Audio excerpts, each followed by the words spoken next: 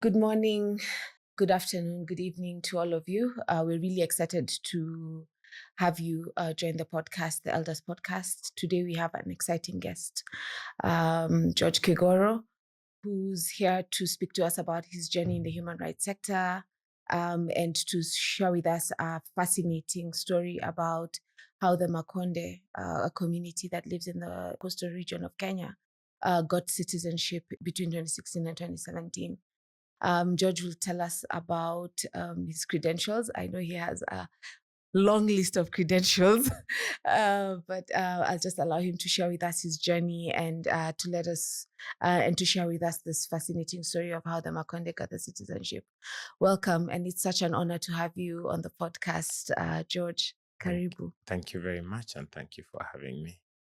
So tell us, it would be really interesting for our audience to just know about who you are, how you started your journey in the development sector, in the human rights sector, and what inspired you. What are the points in your life that you feel were pivotal for you joining, the human rights, being a human rights activist, and, just wanting to, I guess, transform Kenya.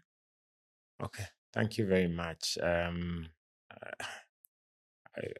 find it very difficult to talk about myself. So let me talk about the things that were happening in my formative years. So I joined the University of Nairobi in the late 1980s, and Kenya was still a one-party state. And there was very, very significant political agitation against one-party rule. So there was a famous trial, the case against George Anyona. Really tell us a bit about that. Yeah, George Anyona, who has since died, was a very iconic political figure in the country. He had been in detention without trial repeatedly, and was a very, very strong critic of the political establishment. Then when I was at the university, Anyona, together with Njeru Kadhangu, then there was Professor Yugi, and there was a fourth person, I think Ngodho. They were charged with sedition. It was a very, very politically high profile and extremely charged trial. I was a law student, so at the University of Nairobi. So we would attend the case every day. Basically, also that meant skipping classes and just being caught and follow that case and so on. Why were you following the case? Why was it interesting to you to follow the case? I mean, as a high school student, I had been interested in public affairs, politics. I would read newspapers. I was aware of the fact that things were not going right in the way that the newspaper and media was covering things. So fast forward, when I get to university, I've become really aware of the forces that are operating in society. And then this arrest happens of George Anyona and the others. And Paul Mwite, at the height of his powers as a lawyer, was the lead defense lawyer. So what happened, and what used to happen those days with those political trials, is there would be like a million lawyers in court defending the accused. There would be a massive solidarity and mobilizing by the lawyers. And then Paul Mwite was sort of the leader of the defense team. There was a prosecutor, Philip Murgo, who is now a senior lawyer. He was then a very young lawyer himself, but he was the prosecutor of the four on behalf of the Attorney General. He was in an extremely difficult position because these other guys were giving him a very, very hard time, and it was not a very popular place to be in terms of the courtroom. There was a magistrate, Mr. Mabele, who was very uninvolved in the trial. He seemed very fair, he seemed very patient. There was massive international media presence throughout the case. So it was a huge political spectacle. And so we followed the case. Then it came to judgment.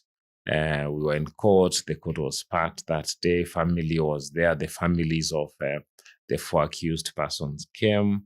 So what turned, the trial turned on what meaning to be given to a piece of paper, I remember, that had written, that was written, I think, Rubia and Matiba, something like Yes, that. yes. And so that, just the two names on a piece of paper was the case built around the fact that you can't have these names and be meeting in a bar somewhere in Nairobi West.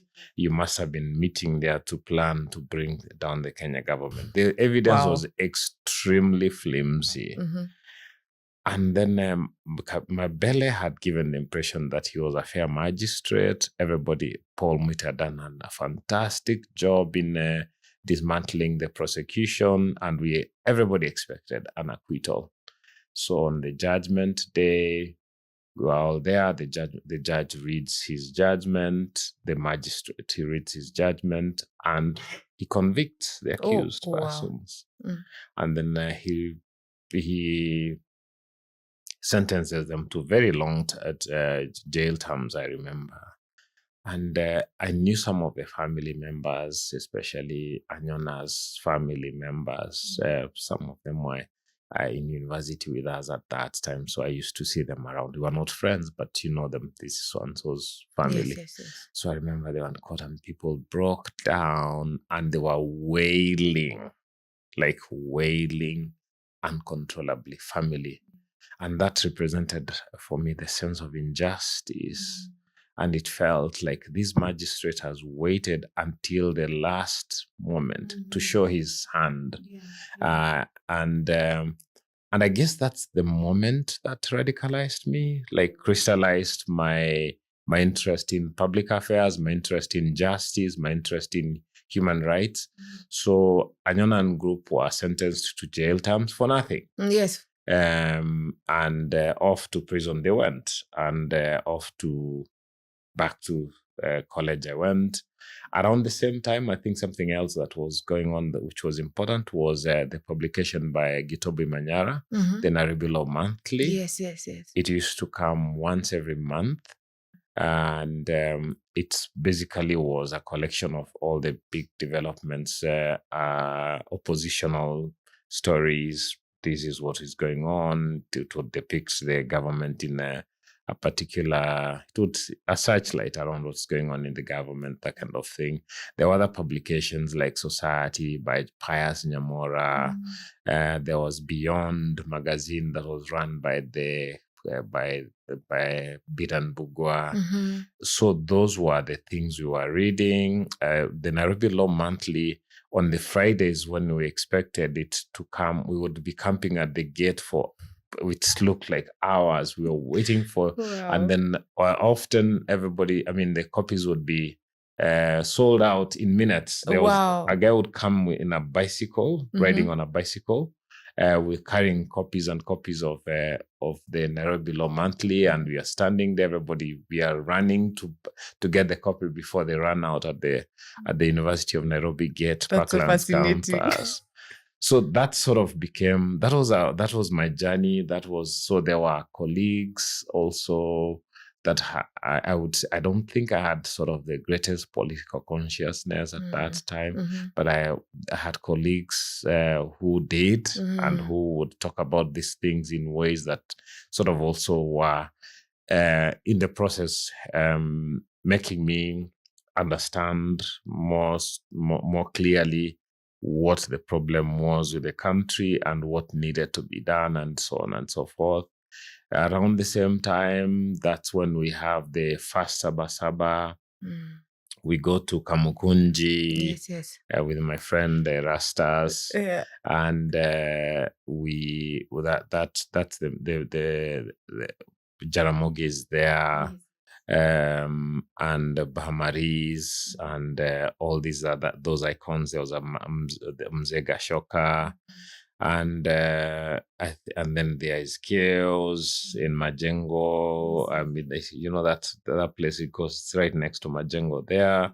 Then we are running away because we don't know. I mean, police come and people are scattered, and I run into Majengo myself. I don't know the area, get lost. So anyway, I finally find myself back in town, and so those were I guess the key developments in my time that made it like preordained me towards the choices I would end up making about my life. And if I move a little fast forward, I finished my studies. People were going into private practice. After that, I didn't feel that is what I wanted to do myself. I ended up in the government. Took a role in the office of the Attorney General. It was the Law Reform Commission, where I was doing sort of legal reform research and supporting legal reform research for purposes of law reform. Then after that, I ended up got a job at the Law Society of Kenya. The Law Society had been sort of the bastion, the leadership of all the oppositional forces of the time. So when you get into the Law Society, you are in the heart of the beast of the opposition. So that, I think, became my journey. And there at the Law Society, I was hired by Willie Mutunga, who was the outgoing chair of the society. He had been to detention without trial, in an earlier phase of his life. So you're working with the great Willie Mutunga, and so the society is sort of this space where everything oppositional revolves around. Maina Kiai had been there. They had started the 4Cs movement, the Coalition for Constitutional Change. So that became the thing that we were supporting at the Law Society Secretariat, and that's basically part of my journey into what has happened up to now. It's so fascinating. So the thing that I've just found so fascinating is how the information that you would consume would shape so much of your, at university level, would shape so much of maybe your awareness of what is happening, and kind of forms your ideas on what you should be participating in or not. I'm not sure if maybe it was something that was a trend at the time at the university, or it was just there were people who were already conscious and who were already willing and interested in understanding what was happening, or was it because the political climate was such that you were forced by your circumstances to be politically conscious? I don't know. People end up in very different places, and I think part of it, I think it's a function of two things. Sometimes it's just a coincidence. You end up in a place and that shapes your life, or things happen around you and they sort of pull you in, and that sort of it crystallizes in a way that becomes your life and your choice. So the choice happens without you really thinking about it, and life goes on day one, and before you know it, it's 10 years and so on and so forth. That's one way. Another way becomes people have a decision that they've made. They want to do this for themselves, and that becomes their choice. What I know is from early on, I just didn't, because the preponderant number of us who left university, the largest number, everybody sort of was going into private legal practice. I knew I didn't want to do that for some reason. My instinct was, that's not what I want to do with myself. I just thought that I felt that there can be another way of contributing to society with my training and with my skills that is sort of more general and more generalist in approach, but that still uses the same skills that people were. It felt to me like going into practice was restrictive in a Yes. way and wasn't going to give me a chance to be useful, although I didn't know what being useful meant, and I would continue discovering that over the years. I remember my father, who has now slept, he became very concerned because he would listen to his friends, and would sort of come to me and like, why is your son not practicing like all the other lawyers? So he would come and like, are you making a mistake? Yeah. Because my friends are telling me that when you're armed with the kind of knowledge and skills you have, people go to practice, they go into courts and so on and so forth. And it's like, yeah, I'm fine. I think that I'm fine. What I do, I enjoy it, and Yes. I feel it's making it's having meaning and it's making a difference, and I'm fine. And thank you very much for your concern. And I felt he felt assured. And throughout his life, he was a very, very, very big supporter of the choices I had made about my life and the things I wanted to do with it. That's fascinating because I share the same journey, because I was also at I went to University of Nairobi School of Law, and practice was also not for me. So you've articulated it, and I've never had. That's the same experience I had, where I felt that I didn't feel that was the space I wanted to contribute my skills and knowledge. And so I veered off, and there was a lot of concern, of course, from my family as well. Wow, you went into such. I mean, now here you are. I know. In journalism. I mean, much later, because I also then started writing. Much later in life, I would pick up that habit. It's actually a war. Writing is war, or journalism is war, because you annoy so many people, or even as you uplift and please so many others. But so much later, then I would start writing a newspaper column. Yes, I remember I used to read it. Yeah, so that was fun, but it was also war. It was many, many things.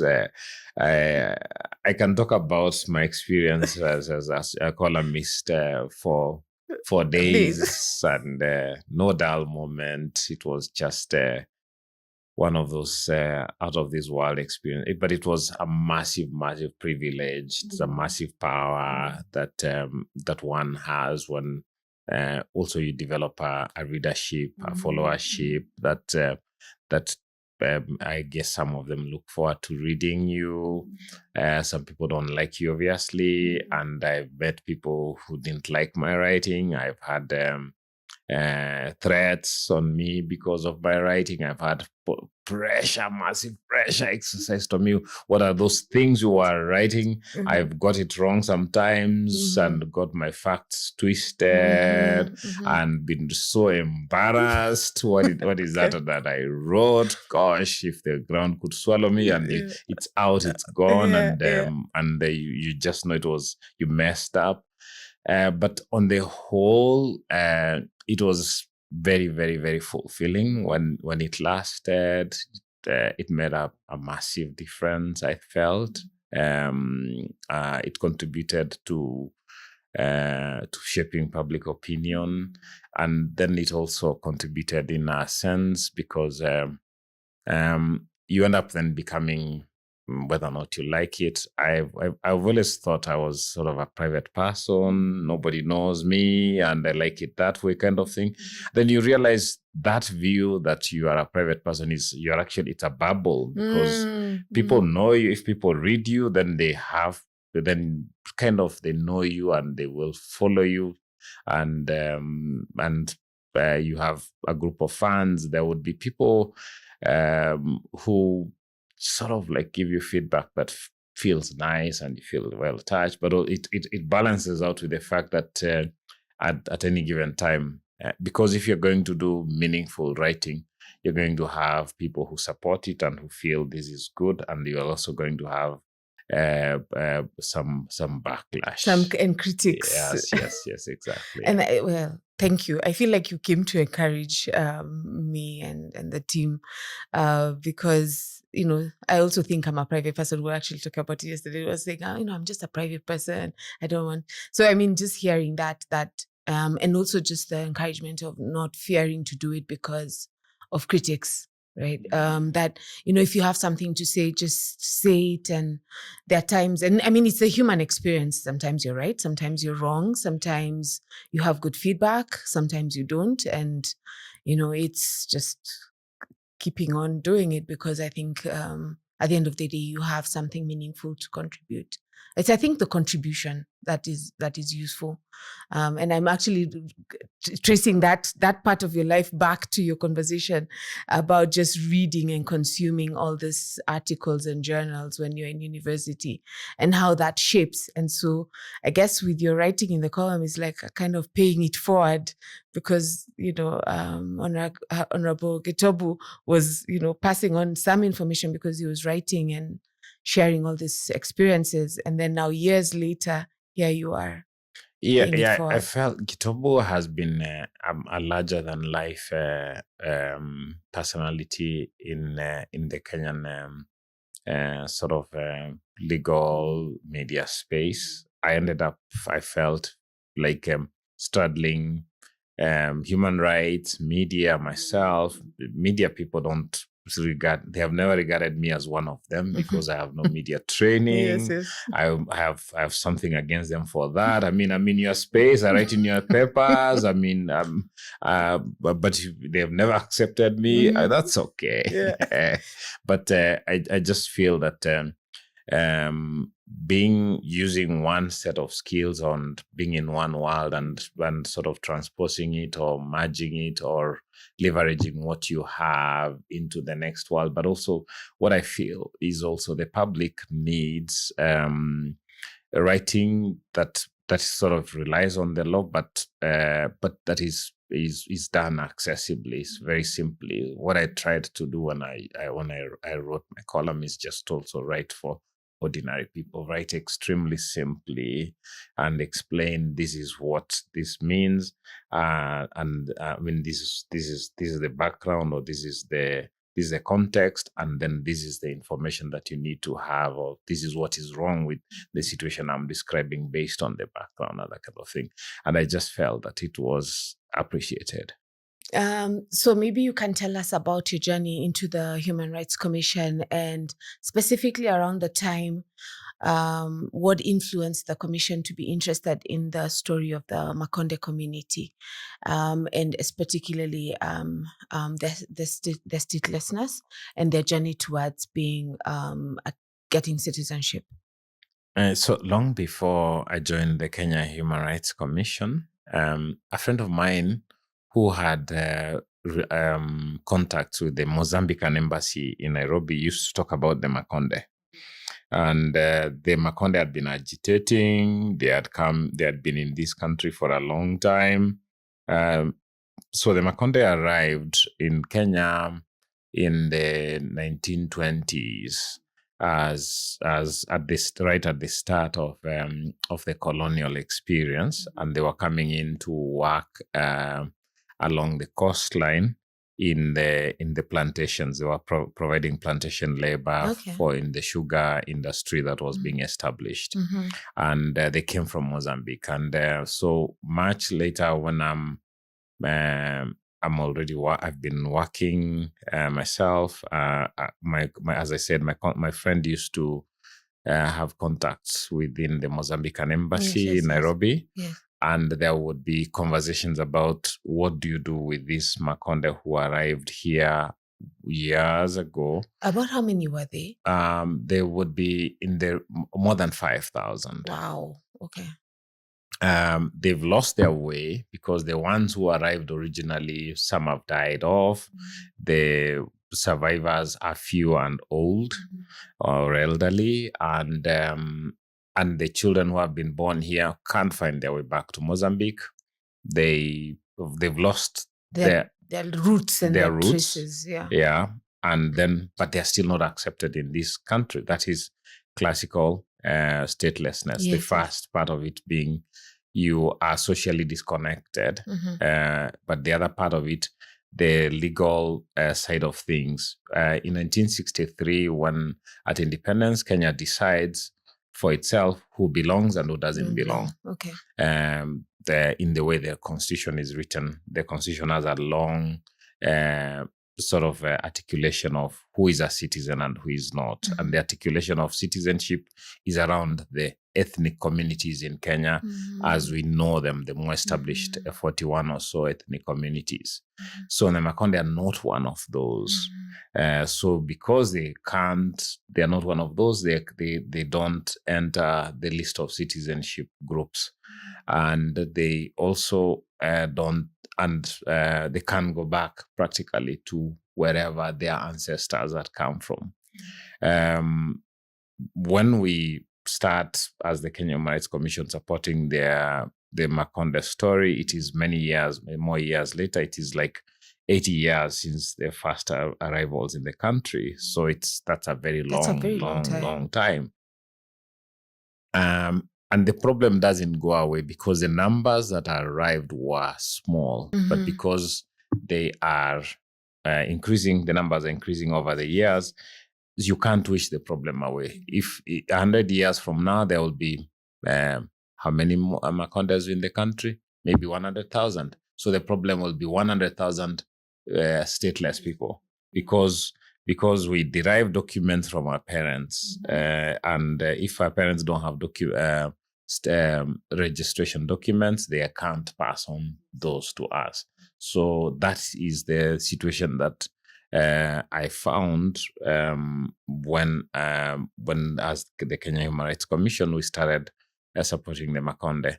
There were partners at the coast that we had been working with who had been carrying that story of the Makonde, and it was sort of it had reached a dead end. Yes.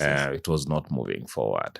So we came in. So basically, what you're saying is that they had already started this kind of documentation process to no, help them get documentation. No. They had started agitating. Okay. But that agitation had reached a dead end, and one of the problems was an imagined fear that the Republic of Mozambique would take offense over the fact that Kenya was taking over their citizens, which is the story, which is the linkage with the Mozambican embassy here. Yes.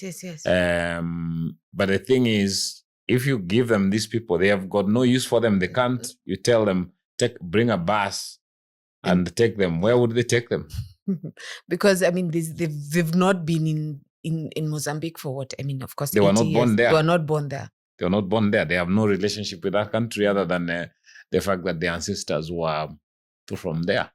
And on whose land, if you want to settle them in that where on whose land? Yes. They don't know anything about that country, but they're not accepted in this country either.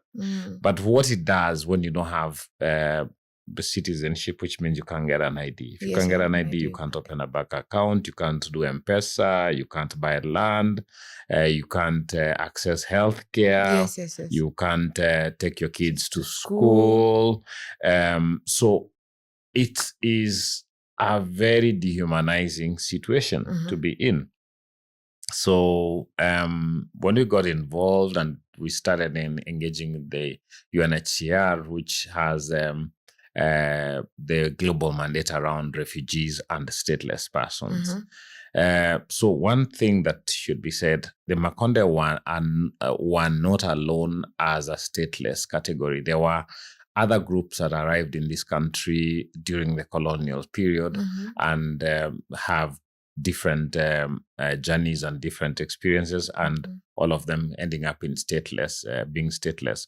One of those other groups was a group of Shona people who arrived only in 1963 at the turn of independence, but also ended up here stateless. But they came much later, but they had the same.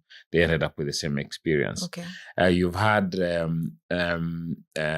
the Asian community, yes, who whose arrival in this country is much earlier. They arrived before the colonial era, but a large number then was brought in as laborers to support the building of the Kenya-Uganda Railway, but others also doing private migration over the years into the country. But what happened in 1963, when choices about citizenship are being made, the British government then tells the descendants of British, overseas citizens who are largely the Asian community to make a choice whether to take a British citizenship or to retain the Kenyan citizenship.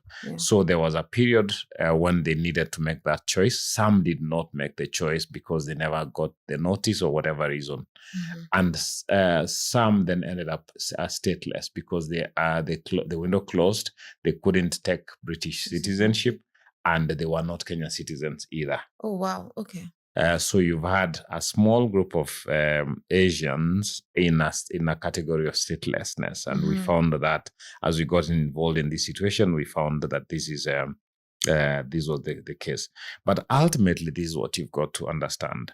Statelessness is predominantly an expression of powerlessness. You hardly ever find on the African continent, we have had the Europeans who arrived in this continent and who either as colonizers or as traders or as religious, whatever you don't find them in statelessness. That's true. That's true. I've never thought about it, but you're right. Yeah, they don't. So ultimately, statelessness is a position of powerlessness. It is particularly African. Everybody else's interests were taken care of when all these big transitions were going on. Everybody's interests were taken care of except the Africans who are native to the continent, but they are the ones who end up, and the statelessness is not just a Kenyan problem. You find it across Africa. You'll find Africans when we did the Makonde, at the Kenya Human Rights Commission, we got a delegation. I got a delegation from the leader of the Maragoli in Uganda. There's a Maragoli community in Uganda who are not accepted there. They are told you don't belong. You belong across. We hear the Ugandan sort of the political posture is the Maragoli are in Kenya. You don't belong here. Go home. Yeah, but that's because of the artificial nature of what colonialism did, right? Like Africa we didn't have states as we have them now. Yeah. Right? So everyone could move wherever, and that's why there's the great migrations across Africa. And you'd stay in your area, and if you needed to move, you'd move to another area as long as you're not, in conflict, or you do have the conflict and you take over. But the thing is, that wasn't the African experience before colonialism. So what happens is you draw these artificial boundaries, and you say, you stay on this side and you stay on this side and you belong here, and we'll give you legitimacy to stay here. Because if you think about our borders, even the Maasai, you'll find the Maasai in Tanzania and you'll find the Maasai in Kenya. You'll find, the people with Ethiopian, heritage on the both sides, Somalis. In Uganda, the same thing. So it's artificial. That's true. That's one factor, the factor of the arbitrariness of the boundaries.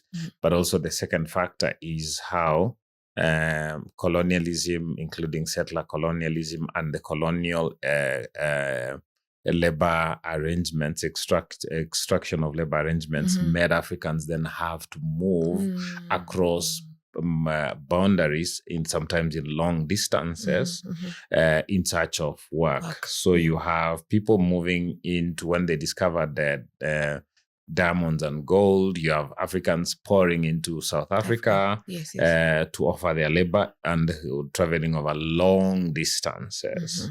So that's that kind of migration that is sort of based on labor or the search for jobs. It ended up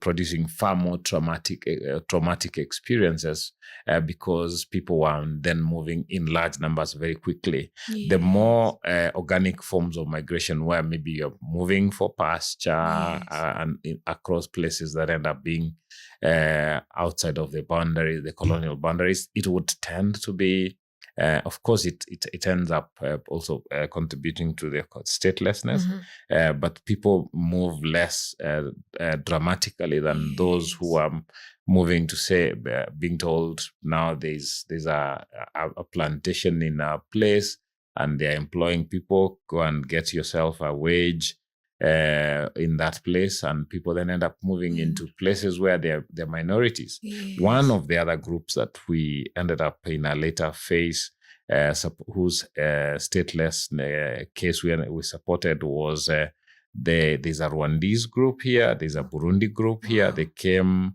during the colonial period as laborers. Oh, wow. Some ended up in the tea plantations in Kericho, and some ended up at the coast as well. The numbers are small, but they are here and they've had the same experience. So it was when we resolved the Shona case after the Makonde that these other groups were also resolved together with the Kenyan, the descendants of British overseas citizens. So we've had small groups. There was even a Ghanaian family, I remember, that ended up here and ended up stateless. So people have, on this continent, I think the point to make, I've already made it, is that there's an underclass connection with how the problems of statelessness have manifest themselves on the African continent. So what happened when the cases of the Makonde came to the Kenya National Commission, to the Kenya Human Rights Commission? So when we became aware of the Makonde and their problems, we then started working. We formed a coalition of actors that was made up of the county government of Kwale, Governor Mvurya, and then local civil society organizations that had been supporting them, that also had a trusting relationship with them, and we came in as sort of this national entity that was that was leading the process. So with the county government of Kwale, there was agreement that this situation needs to be resolved. They passed a motion in the county assembly supporting the end of statelessness for the Makonde. That was an important political gesture. And then we said, to draw attention to their situation, we would organize a trek for them to Nairobi. And the county government was going to support the trek by trying to smooth and open a way for us to meet President Uhuru Kenyatta when we got to Nairobi. That was the understanding. So we had very elaborate preparations, and those preparations ended up in, we have the D-Day, we are here, we brought the buses from Nairobi, we do prayers at a place called Makongeni, which is the sort of their center in Kwale. We have prayers, the Muslim prayers, Christian prayers by Father Dolan, and the county government, the county secretary is present, and we are flagged off. And the plan was, because a lot of the people are elderly, from Nairobi, from Kwale to Nairobi is a very long distance. We would people would drive in the sort of through the Savo areas where the population is low, but in the shopping centers and towns, we would walk as a way of drawing attention to ourselves. We had attired ourselves appropriately, everybody in a red t-shirt that had a certain writing drawing attention to the Makonde and their problems and so on and so forth. So the county government was present. I've said that's an important thing to say. So they were matching. They were there. They gave a speech in the morning to say, when you get to Nairobi, we've talked to the president, and we will see how you get to. Somehow it was not clear how they were going to give us access to State House, but you were matching with the hopes in the hope that the county government was going to give us access to State House in Nairobi. So when we left Makongeni, within about 6 to 8 kilometers, we were arrested. Oh, wow. The county, So before you say that, how many were you? Were you a group of about how many? So there would have been a group of about 200 people. Wow. In all, about 200 people. We had about maybe 300. We had about, I think, 4 buses. And so when we get to this place, we find Nelson Marwa, who was the regional commander for the coast. He has come from Mombasa. He has heard there's a group that is causing trouble in his region, and he's got a long convoy of heavily armed police, and they've put a blockade on the road, and they say, you're going nowhere. So Marwa didn't know us. We didn't know Marwa. I'd never seen Marwa other than on TV myself, and I just thought that as the leader of this group, I need us to engage Marwa and tell him that, get to understand what his concerns were. So I approached Marwa and told Marwa, my name is George Kegoro. I'm the executive director of the Kenyan Rights Commission. I'm the leader of this group. And Mr. Marwa, actually, I don't fear you. He needed to know that. And that kind of startled him. The people who had prayed with us in the morning and waved us off were now on Marwa's side, and they were the ones who had come to arrest us.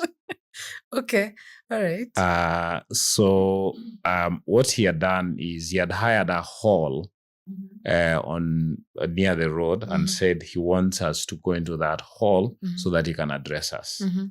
And persuade us that we must go back, the Makonde must go back home. And they're like, you are very presumptuous. We didn't have you in our plans. You've even hired a hall. And we just said, we are not coming to no hall, and we are going to Nairobi. But what I feared at that time was if the police clobber these elderly people, then that's going to be disastrous, obviously, for us.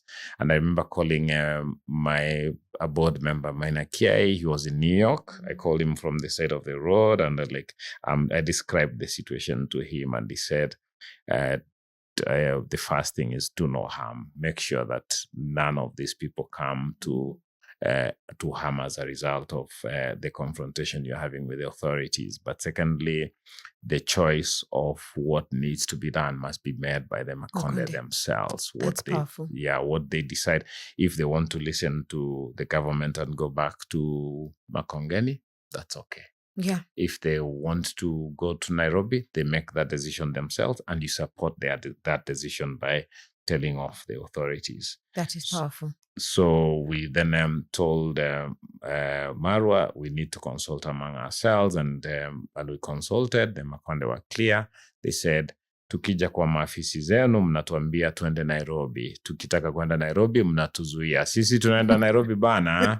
That's what and the Makonde are the ones who told that to the authorities directly. And the authorities were saying, your crime rates in the crime rates in your area, the lowest in the country. You are law-abiding people. You're not citizens. You're law. So why are you allowing these NGO people to kuwapotoshas? That used to be the word used during the Kanu years, to mislead you. So that kind of thing. And these guys were like, they're not misleading us. They're taking us to where we think we can get help, because we've tried to get help with you people, and that has not worked. So Marwa tried to get us to speak to. He brought a phone to speak to Kaiseri, who was then the Minister for Interior, like, here is the phone, the Kaiseri is on the phone, please speak to him. I was like, I don't want to speak to Kaiseri. He's your minister. You speak to him as we're going to see the president. Yes. And then we left that security group there on the side of the road. It was very clear we had embarrassed him, and that this was not the end of the matter. He would have the more would follow. Yes, right. And they didn't stop you. You continued walking. So they didn't stop us. We continued walking, and when we got to another point, we found they had regrouped. And now they forced us onto a field. And this is why we had a long conversation with them. And then that result, and then we left them there a second time. And we ended up in Mombasa, which is where we spent the night. I was sure this is not the end of the matter. And I was right, because the following day when we get to Voi, they left us alone the whole day. But when we got to Voi, then they arrested us. Oh, the whole group was arrested and taken to Voi police station, which was the best thing that ever happened to us. Okay, why? Because then it drew attention to the group. Of course. Because the country had no idea who these were. But what was trending now on social media is that there's a group of Makonde, whoever those might be, who have been arrested, rounded up in large numbers, and we hear they're elderly and that kind of. So we were making calls, and then everybody was making calls, and that ended up drawing attention to this group and the country's attention. Like, what do they want? What have they done? Why have they been arrested? So that's what, up to that point, then we are like, we wouldn't know it then that this is what, that's the effect it had. But later when we come to review, we're like, we entered the consciousness of the government as a result of the arrest and the pushback that it created on social media.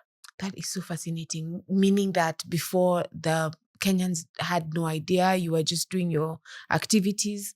And this point at the arrest is where that, why are these people being arrested? What do you think that social media did for that issue beyond highlighting? And who who are the people who picked it up?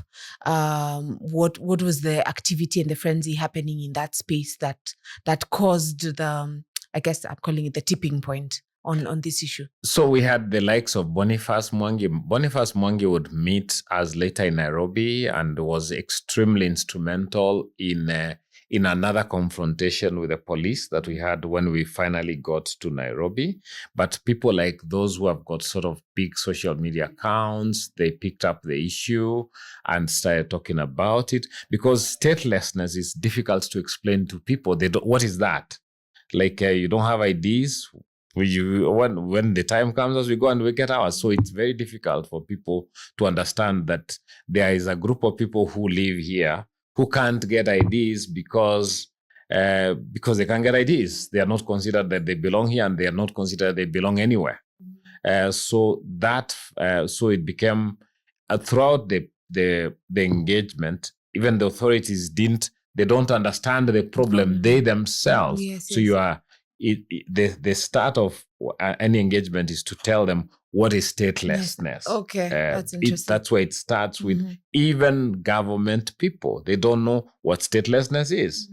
So you tell them there are people who this is their journey in life, and this is unlike you who was born in Mumias and Moranga and so on and so forth, and can get the documents of the government. They can't.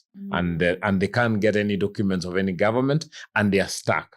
And the consequences on them are the following. And you just give them, and then they realize, so why can't we resolve the problem? So what is the solution? The solution has to be, you've got to make a political decision that these people belong here. And once you make that decision, obviously what happens is that the political leaders fear if we make this decision are there, some unintended consequences that we are inviting, then you start talking to them and tell them, no, they're already here, so they're not going away. Whether or not you give them documents, they are not going away. So you'd better give them documents that gives them a start in life, that gives them a chance to establish themselves and live independently. If they can't live independently, they become a burden on their neighbors. So wherever you have a large stateless community around the country, like the Makonde in the coast and the Shona and Kino areas in Nairobi, the neighbors want them to get documents because they become an economic burden on their neighbors. Please explain that. Like, how does that manifest? How does the burden to the neighbor show up? So if you're in Kino here in 2024 or 23, you are a woman, you're pregnant, because you don't have documents, you'll give birth at home. Once you give birth at home, who is going to take care of your baby? All those things. You don't have a job. You can't establish a meaningful livelihood because that is livelihoods are tied to establishing who you are, your identity. We never think about it that way, but at every point when you're dealing, when you're transacting with other people, everybody's trying to establish who you are. And for them, they can never establish who they are, so they can't transact. So including transactions to do with just being family. So you've given birth, you go to hospital. You can't go to hospital, so you give birth at home. Once you give birth at home and you don't have ways of taking care of your family, of your children, your neighbors, one way or the other, have to chip in with supporting you, and they support through your illnesses. They support you through every situation. It's like having an unemployed member in your family when you are working yourself. One way or the other, the burdens associated with unemployment are borne by the employed members of the family. It is exactly the same and way. You can imagine now, this is not one person. This is hundreds of people. Exactly. Unbelievable. So when you were arrested and you were in Voi, what happened that you were released? So we don't know what happened. They must have had their consultations. Then we were released. And then over the next 2 days, we were on the road, marching and sleeping in towns. And then we ended up in Nairobi. I believe that was day 4. That would have been around lunchtime of day 4, since we had been flagged off. We were filthy. We had been on the road for a very long time. It was so. So another group here, we had organized a group in Nairobi that was similarly attired to receive the group that was the triumphant group that arrived in the city. Yes. So this Nairobi group they assembled at the Freedom Corner, and they started walking into this other group along the highway, and the two groups melted into each other. It was a powerful moment. People were sort of embracing like long lost brothers and sisters, and they were strangers. They don't know each other. Everybody had the same red attire. So when we get to Nairobi, we go to, now the group has become much larger, and we are extremely noticeable. We've stopped the traffic because we are walking on the road. We go around Parliament buildings. We go to Nyayo House notices, and people are sort of we are singing. We've got megaphones and so on and so forth. We are sort of a spectacle to the authorities. Who are those? What do they want? I think word must have gone that because when we get to Nyayo House, the Director General of Migration comes down, Mr. Kihalangwa. Oh, so the march was to immigration. To immigration. We are here. You're the one who issues documents. Sort us out. So Mr. Kihalangwa comes down, and we didn't know him ourselves. He speaks to us. I speak to him. He says he wants to us to to give him a few minutes to get the minister down or to address us, or to get the minister to address us, Mr. Nkaiseri. We didn't believe him. We thought he was buying time to whatever, to assemble the police or something to clobber us. So we marched on. We left Nyayo House. We marched on to Uhuru Park. And when Mr. Kialangwa came down a second time, we were gone. So he started chasing after us, and he had fallen, and he's dusty now a bit. And when we got to Uhuru Park, we find the police had been assembled, and they were telling us, now you can't go to State House because you were going to State House. But then by that time, it's like 5 p.m., so high traffic around that Serena area. So we are really a nuisance. And then from nowhere, Mr. Kaiseri arrives. Oh, wow. Okay. I didn't see that coming. Yeah, Mr. Kaiseri arrives at the park. And so I approach him. I didn't know him. He didn't know me. I mean, he didn't know me. I knew him, this towering figure. So I just introduced myself. I tell him I'm the leader of the group. And we didn't expect to see him, but we are surprised he's coming. Then he says, I've come to take you to the president. Oh, wow. I didn't believe him. So I told him, the best thing is you tell the group yourself. We thought this was a trick. You tell the group yourself. And then I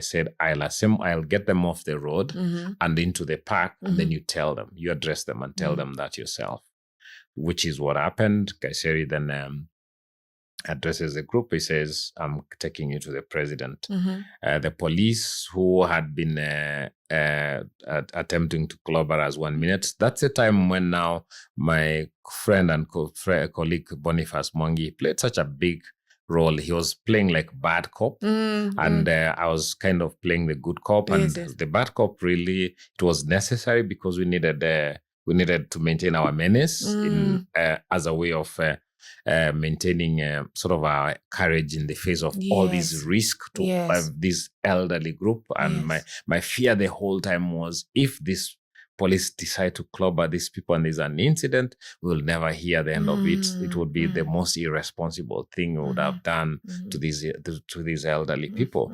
So when Kaiseri addresses them, he's very friendly. He tells them, I've come to take you to the president. He's waiting for you at State House. Whoa. The police come round. They open the way for us. We're driving on the wrong side. It changes completely. It changes that minute. We drive through that barrier. They open the barrier into Serena Hotel. We drive up the road. The police clear the highway because it's people are going home, and there's a traffic jam. In no time, we are on the big field. We are being frisked and being sort of prepared to go into the State House proper.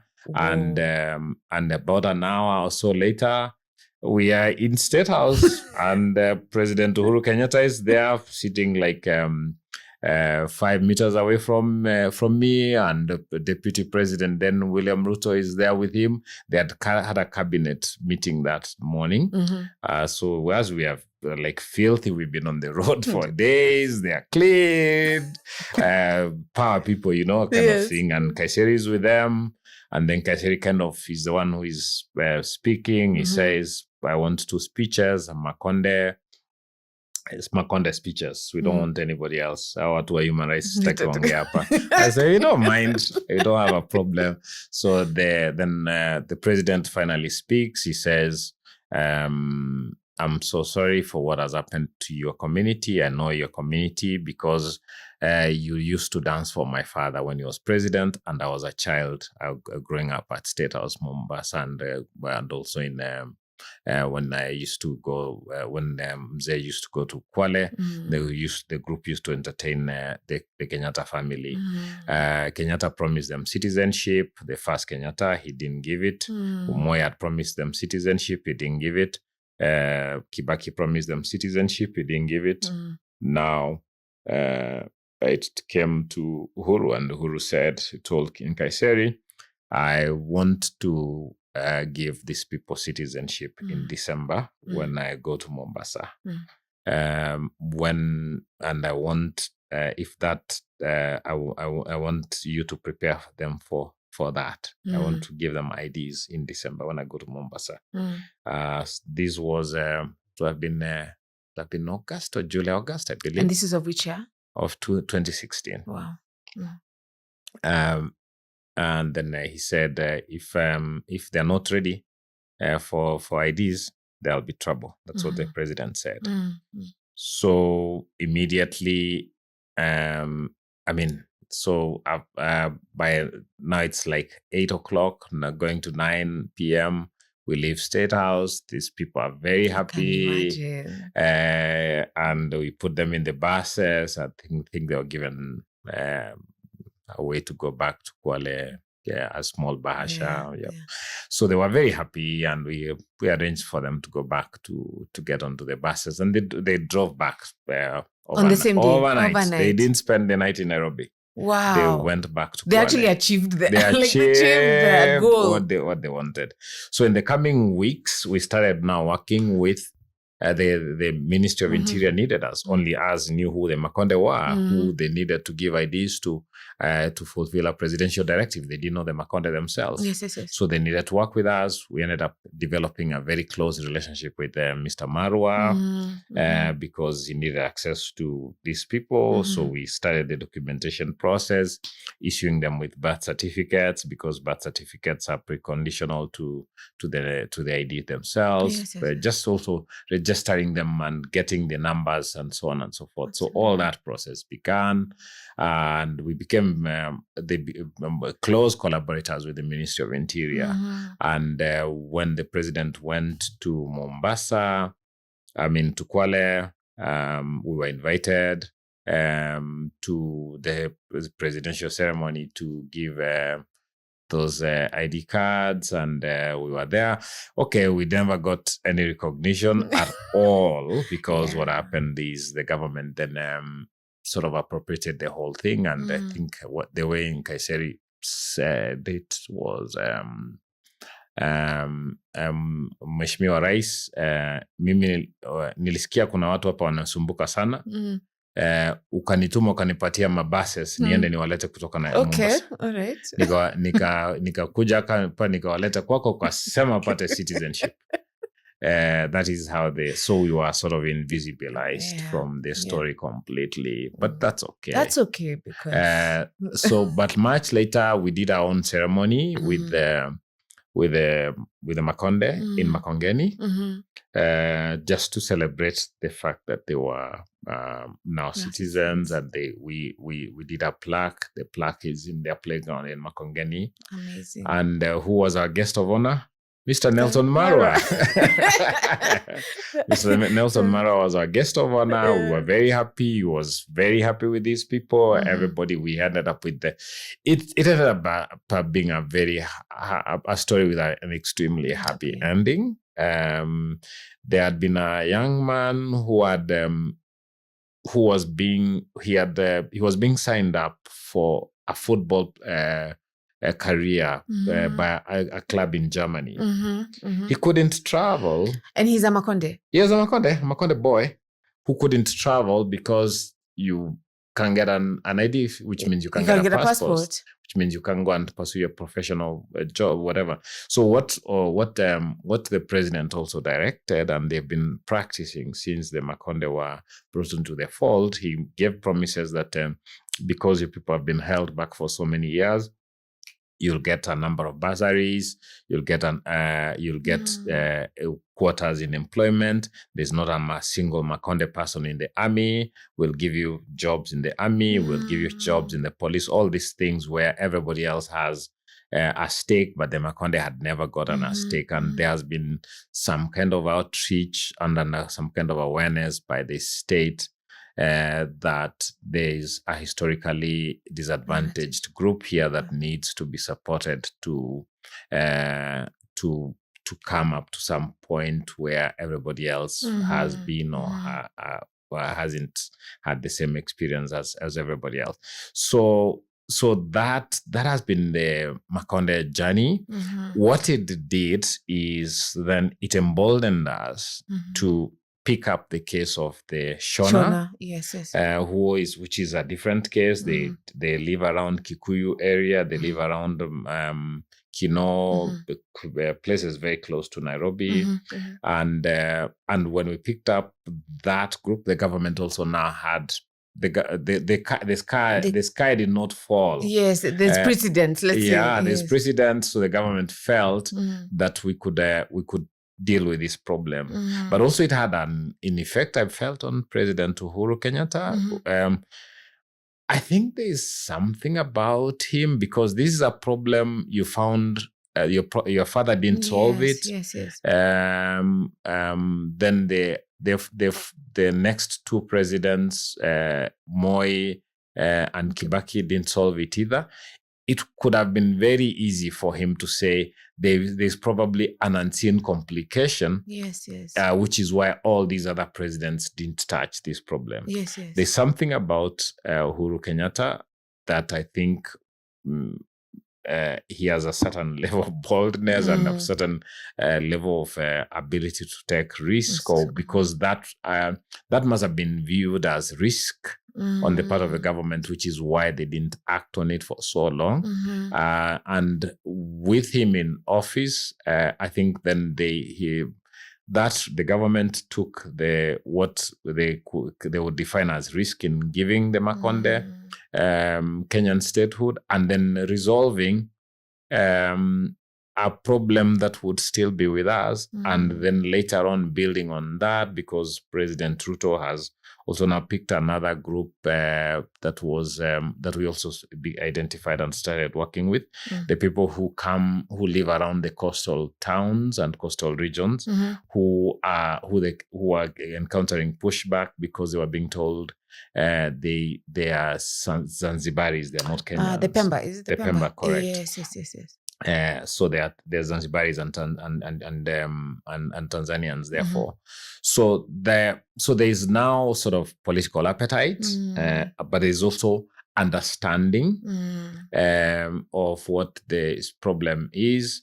When we started working with the Shona, it resulted in the first ever Shona person going to a university. Oh, wow. First ever. And this is how many years after? This is from 1963, 60 years. Wow. You've been here for 60 years, and you've never, none of you has ever gone beyond secondary school.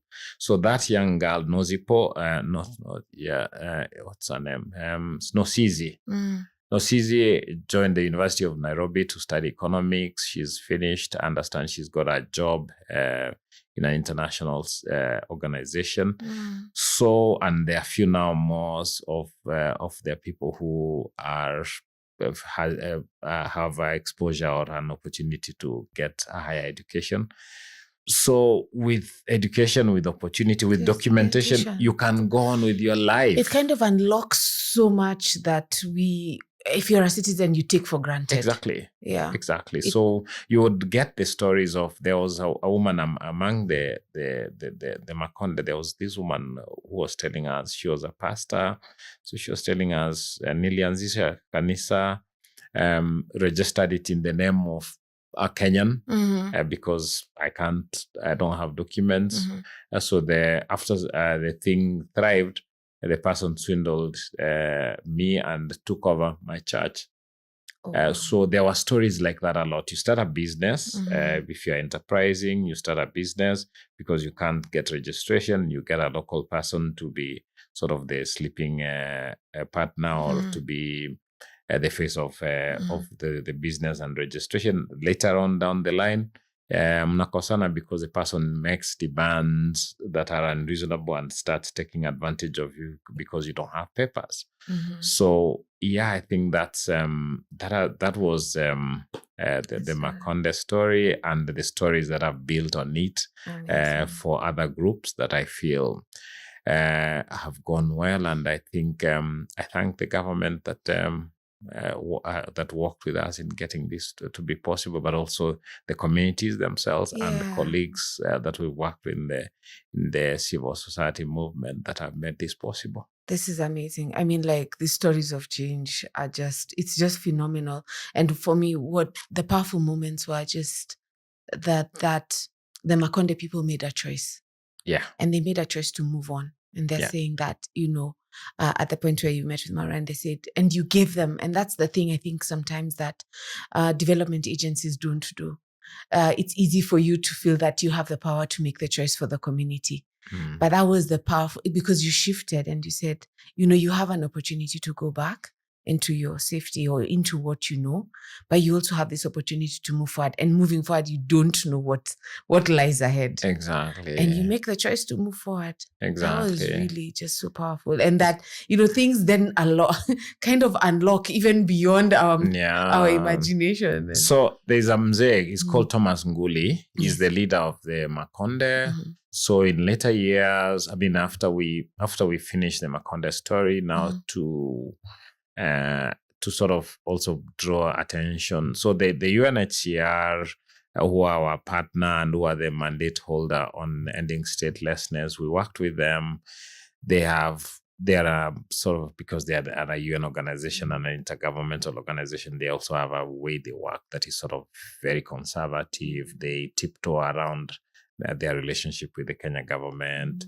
We were having a fairly robust approach ourselves. They didn't know how to deal with us because they're like, you are very bare-knuckled ways of relating with power. Could put us in trouble. We're like, that's okay. We are a local organization. If our demand is not effective, it's not worth making. So an effective demand will probably annoy the authorities, but they will, but it will not be ignored. Yes. So later, which was sort of one of the highlights. There are so many beautiful highlights of these stories. Mzenguli, everything has been done. We organized for him. There's a big conference in Geneva on addressing global statelessness. We take him to Geneva. He had never left the country. Wow. And now he has an ID as a passport. An ID as a passport, and he's speaking in an international meeting about. And it's just an old mzee, villager. He's talking about the experiences of living as a stateless community. So we've had also an international angle. President Uhuru ended up seeing himself sort of as, and we were encouraging him to do that. See yourself as the African champion on ending statelessness. So that would mean you also sensitize to the problem of statelessness. Yeah. So you see, what has happened in Kenya, unlike a lot of other African countries, is we have a near universal registration of persons. In IDs, some countries, the government does not enforce the taking of IDs as strongly as the Kenya government does. Oh, wow. Okay, I didn't know that. That's interesting. Yeah. Why do you think it's the case? Well, just the way we've developed. We also didn't always do it during, it started with Moi, when Moi sort of did a very strong push to get everybody to get an ID. When you get everybody to get an ID, it magnifies the problem of those who can't get IDs. You understand? Yes. So in places, when in countries where there's a large group of people, whether they're entitled to registration or not, who don't have it, then the problem is not dramatized. In Kenya, it is particularly dramatized because almost everybody has an ID. Yes. So those who can't access IDs for whatever reason, it becomes dramatic for them. They can't live in this society. When you meet the police, even if casually in the streets, the first thing they ask you, when in any wapi ID. Yeah. That is your first interaction with authorities.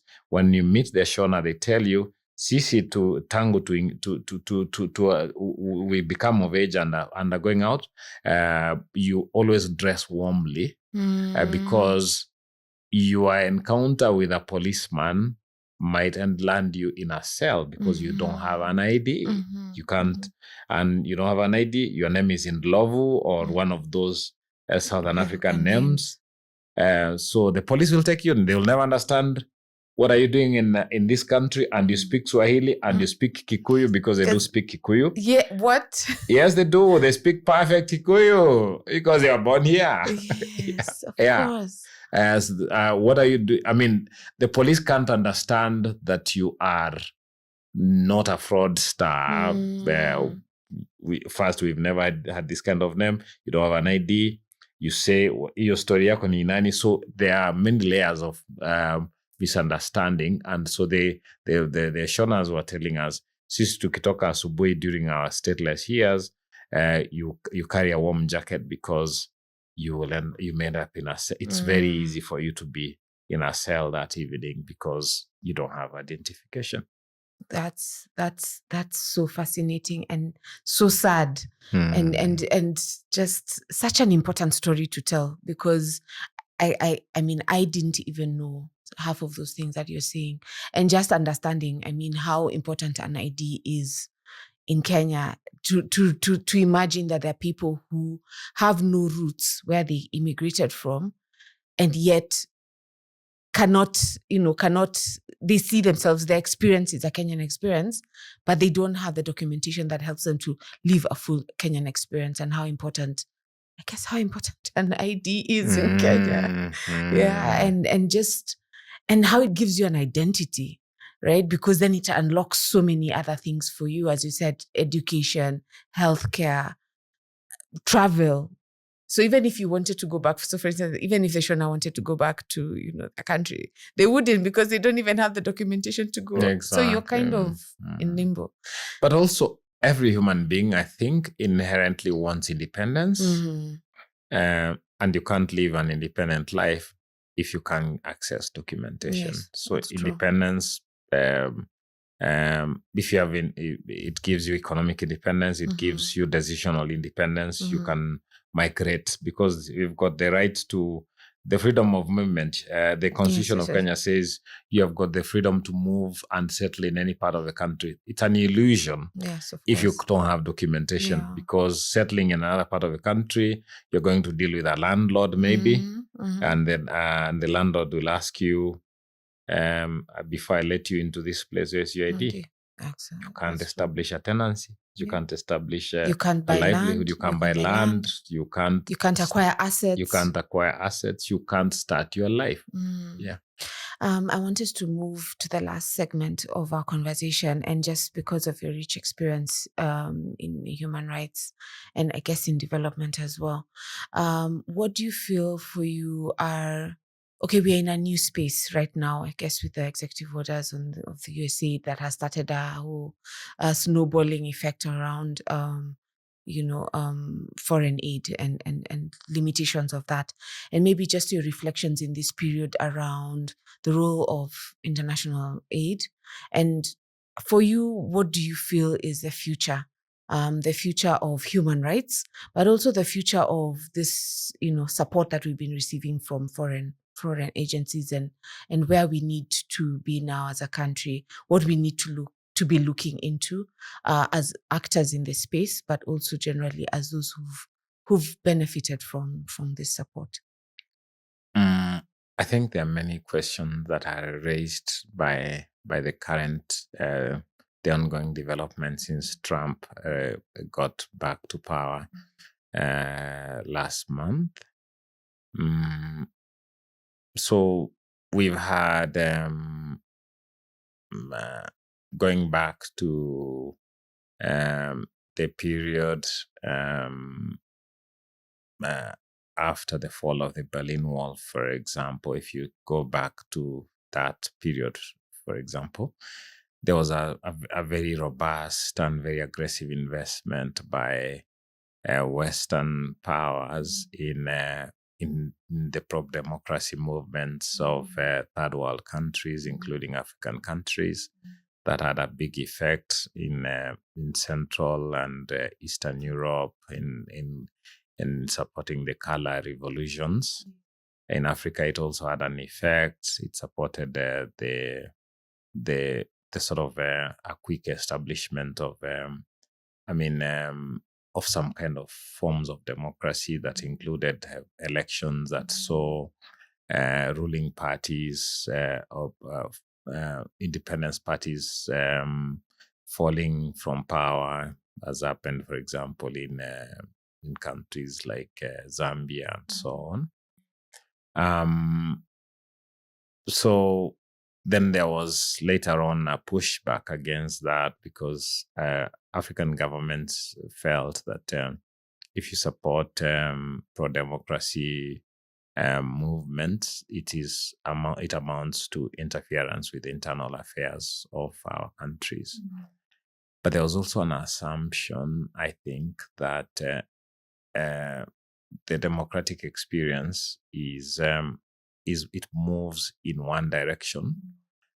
People start with illiberal societies, and if they work on it with support from foreigners, but also local groups, including their money and so on and so forth, then you establish liberal societies. And that process it moves only in one direction. Once you have elections and democracy and so on and so forth, then the assumption was that there can be no reversals. We've had, I think, long enough an experience to now understand that societies are a lot more complex. They don't move only in one direction. You've had these ingrained dictatorships like we've had in, say, Somalia during Siad Barre.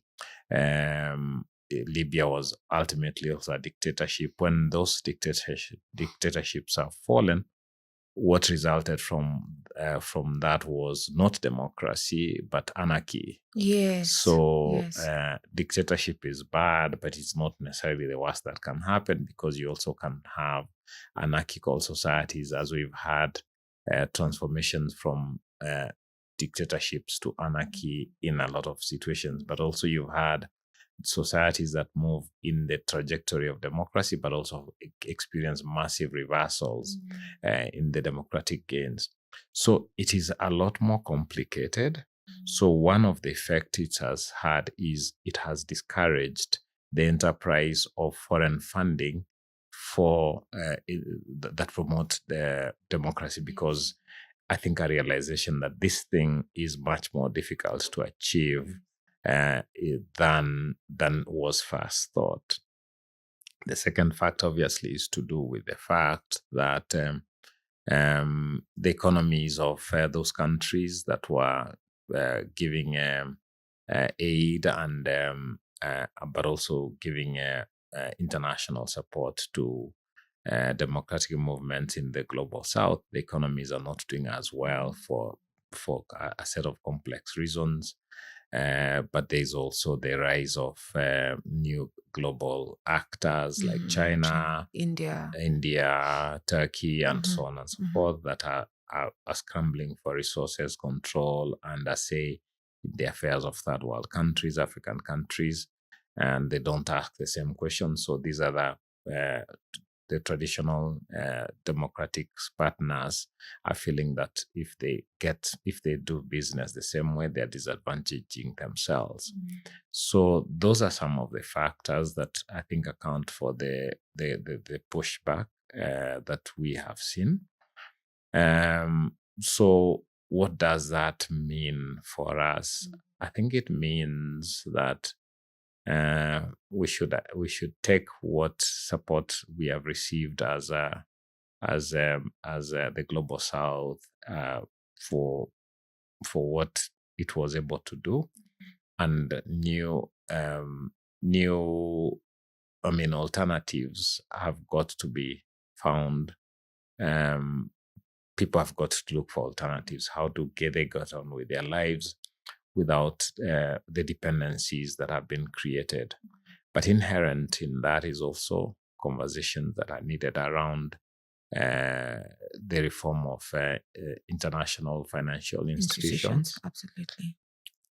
Because when you receive foreign aid from the United States, it's dollars. They print them and give them to you, and they are valuable to us because when we are armed with them, we can buy oil, we can do all the imports that the country needs, and we can stabilize our shilling and so on and so forth.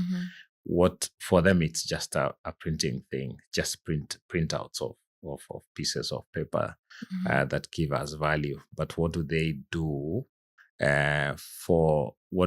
for them to, what do they get in return? The US economy is upheld by the fact that they can get the goods and services of other countries in exchange for pieces of paper. Yes. And that is based on the privilege that the US dollar as a global currency has, and that is the privilege that enables them, on the one hand, to keep giving aid, which is a small portion of whatever it is that they receive in return for really no or very little investment. So questions to do with what are alternatives, what alternative arrangements are possible and necessary, and backing up the position of the US is obviously the Bretton Woods institutions. Yes. So a reform of the global financial architecture. So the ending of foreign aid is fine, so long as it is backed with a serious commitment to reforming the global financial architecture, because it unfairly disadvantages the global South and puts us in this situation where it becomes necessary for us to seek and expect handouts from the global North. Thank you so much. And that's such an important point. And I think there's been conversations on how to actually reform the global financial architecture. And I think countries from the global South are now, speaking more about how that needs to look like. And there's a recent vote, I think, in the UN for the formation of a UN tax body. And I think that's like one of the big milestones, because that was completely unexpected, it's one of the times where the global South countries really came together to ensure that is pushed, because part of the global, financial architecture is the tax systems. It's ensuring that, we don't have illicit financial flows. Is that, if you come and invest in my country, you should be able to pay taxes in my country because you're using my resources. Exactly. Right. And that, there's fair distribution, and that, we are recognizing the contribution, and the resources that are there in Africa, and that there are those from the global North who are benefiting from these resources. And so some of those should also benefit the communities and the people in the countries in which they take them. So thank you so much for this conversation. It's been amazing. I'm really, really happy, and I'm really proud that we live in a country actually that people can be brave to make brave decisions that are for the good of the people. Because sometimes those stories of brave decisions by governments and by presidents sometimes don't come to the fore. And it's really just such a privilege to be able to hear this. And I think it'll be such a privilege and an honor for many people to have access to this information. And thank you for making time to come and talk to me. My pleasure. And thank you so much for having me. And I wish you all the success in the project you're involved in. It is important for the country that the stories of ordinary people are told, and the inspiration that they can possibly have would be something that the country, I think, needs to experience. Especially Thank you at so this much. time. Thank you. All Thank right. you so much. Okay.